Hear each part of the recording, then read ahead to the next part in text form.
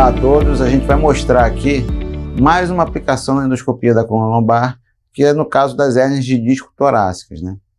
Hérnia de disco torácica, quando o paciente tem uma hérnia de disco torácica e é cirúrgica, a cirurgia, quando é feita de modo convencional, ou seja, com incisão, né, e descolamento da musculatura, não é uma cirurgia pequena.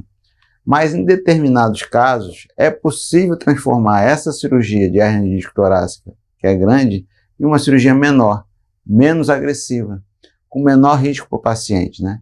Como é que a gente faz isso? Utilizando a endoscopia da coluna vertebral. Então eu vou exemplificar isso no caso que a gente vai mostrar agora, uma aplicação prática da endoscopia de coluna no caso das hérnias de disco torácicas. É bom lembrar que essa é uma hérnia de disco que ela é menos desafiante do ponto de vista cirúrgico, porque ela não é calcificada, ou seja, ela não é dura. Então é um caso bom até para fazer endoscopia mesmo. Então você consegue tratar uma paciente com apenas um orifício de mais ou menos meio centímetro, e essa paciente, alguns anos atrás, seria submetida a uma incisão cirúrgica grande para poder resolver. Então vale muito a pena a endoscopia de coluna para as hérnias de disco torácicas. Eu vou mostrar agora para vocês aqui.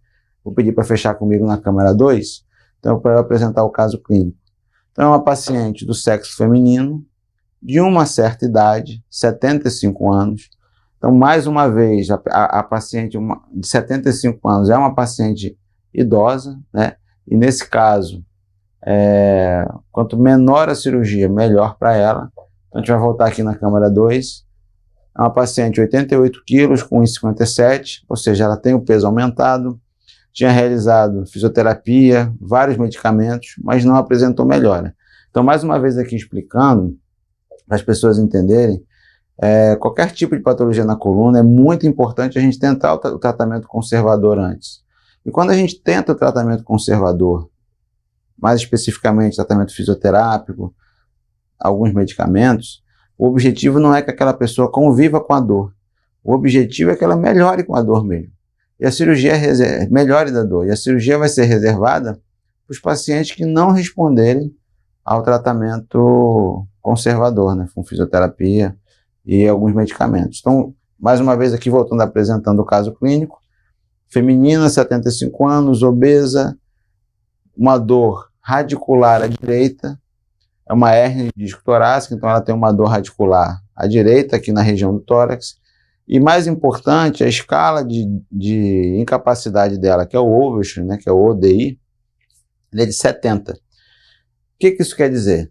É uma escala que vai de 0 a 100, o Overstreet, uma escala que vai de 0 a 100, 0 é um indivíduo que não tem capacidade nenhuma, 100 é um indivíduo com maior incapacidade possível. Então a gente vê que ele já tem um Overstreet de 70, né? Então é uma paciente que tem bastante incapacidade. E a gente vai mostrar aqui agora para vocês o exame de imagem dela. Então a gente vai fechar de novo na câmera 2 e eu vou mostrar a ressonância no corte em sagital, a ressonância no corte sagital. Então, o que a gente vê aqui em T2? Uma hérnia de disco torácica entrando no canal medular.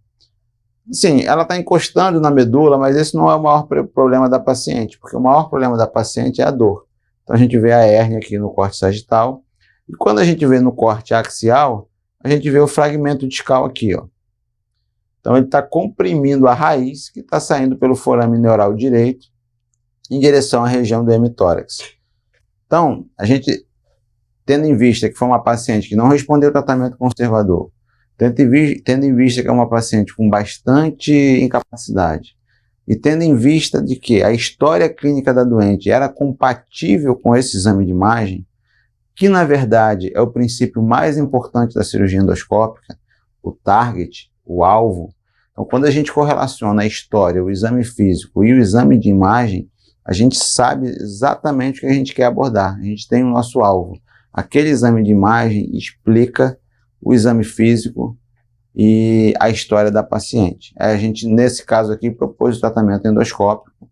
E eu vou mostrar aqui para vocês como a gente fez a programação da punção, né, onde foi a via de acesso, onde a gente resolveu fazer a punção com o endoscópio, já que ele é uma estrutura tubular de meio centímetro, mais ou menos.